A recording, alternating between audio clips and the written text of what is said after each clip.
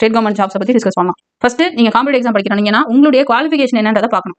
உங்களுக்கு பெருசாக எந்த குவாலிஃபிகேஷன் இல்லை, நான் வெறும் 10th மட்டும் கம்ப்ளீட் பண்ணியிருக்கேன். நான் என்ன பண்ணணும்?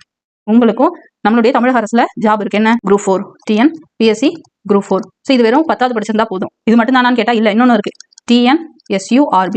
ஸோ இந்த போர்டு கண்டக்ட் பண்ணக்கூடிய போலீஸ் எக்ஸாம், பிசி போலீஸ் கான்ஸ்டபிள்னு சொல்லுவோம் இல்லையா, அந்த எக்ஸாம். ஸோ இப்போ இந்த குரூப் 4க்கும் பிசிக்கு என்ன டிஃபரன்ஸ் நான் சொல்லிடுறேன். குரூப் 4 பொறுத்த வரைக்கும் உங்களுக்கு ஒரு லெவலில் தான் எக்ஸாம் இருக்கும், ஒரே ஒரு எக்ஸாம் இருக்கும். இதில் நீங்கள் கட் ஆஃப் கிளியர் பண்ணிட்டீங்க, மெரிட் லிஸ்ட் வரீங்க அப்படின்னா உங்களுக்கு ஜாப் கிடைக்கும். உதாரணத்துக்கு இப்போ 5000 வேகன்சி இருக்கு அப்படின்னா நீங்கள் டாப் ஒரு 1000 ரேங்குக்குள்ள வந்துட்டீங்கன்னா உங்களுக்கு ஜாப் கிடைக்கும். ஓகேவா? ஆனால் பிசி எக்ஸாமுக்கு அப்படி இல்லை. அது வந்து 2 லெவல் ஆஃப் எக்ஸாம். ஒன்று வந்து ரிட்டன் எக்ஸாம், இது ரொம்ப ஈஸியாக இருக்கும். எப்படி நான் சொல்றேன்னா, நான் இந்த பிசி ரிட்டன் எக்ஸாம் எழுதி கிளியர் பண்ணியிருக்கேன், அந்த கான்ஃபிடன்ஸ்ல தான் சொல்றேன். ஓகேவா?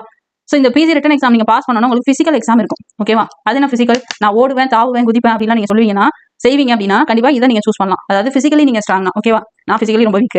ஸோ இந்த பிசிக்கலி ஸ்ட்ராங்கா இருக்கீங்க அப்படின்னா கண்டிப்பா நீங்க இந்த பிசி எக்ஸாம் செலக்ட் பண்ணலாம். இந்த பிசிக்கல் டெஸ்ட் நடக்கும், நிறைய உங்களுக்கு பிசிக்கல் டாஸ்க் கொடுப்பாங்க, இதுலயும் நீங்க மெரிட்ல செலக்ட் ஆகணும்.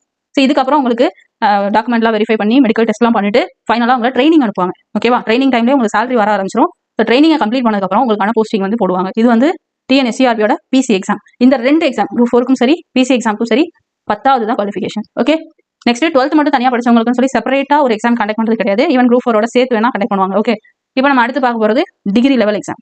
ஸோ இப்போ நீங்கள் வீடியோ பார்த்துட்டு இருக்கக்கூடிய நபர் காலேஜ் படிச்சுட்டு இருக்கீங்க அப்படின்னா உங்களுக்கு ஒரு பெரிய ஆப்ஷன் இருக்கு. என்னன்னா, நீங்க குரூப் 4ம் எழுதலாம், குரூப் 2 அண்ட் 2A. நெக்ஸ்ட் பார்த்தீங்கன்னா குரூப் 1. இங்கே சென்ட்ரல் கவர்மெண்ட்ல பார்த்தீங்கன்னா யூபிஎஸ்சி எழுதலாம்.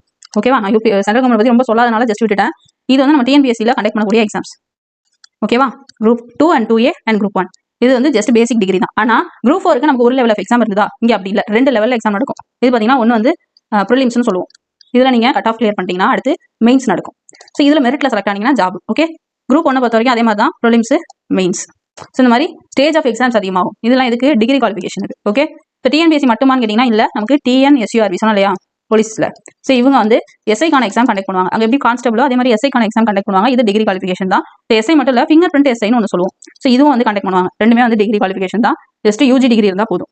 ஸோ இப்போ இந்த எக்ஸாமுக்கு பார்த்தீங்கன்னா உங்களுக்கு ரிட்டன் எக்ஸாம் இருக்கும், பிசிக்கல் இருக்கும், அப்புறம் document verification, medical test, training எல்லாமே அதே ப்ராசஸ் சேம் தான். ஸோ இந்த ஃபிங்கர் பிரிண்ட் எஸ்ஐக்கு மட்டும் உங்களுக்கு பிசிக்கல் இருக்காது. ஓகேவா? ஹைட் அண்ட் வெயிட் மெஷர் பண்ணுவாங்க. ஓகே, இப்போ நீங்க டிகிரி படிக்கிறீங்கன்னா கண்டிப்பா நான் சொல்லக்கூடிய பாயிண்ட்ஸ் நோட் பண்ணிக்கோங்க.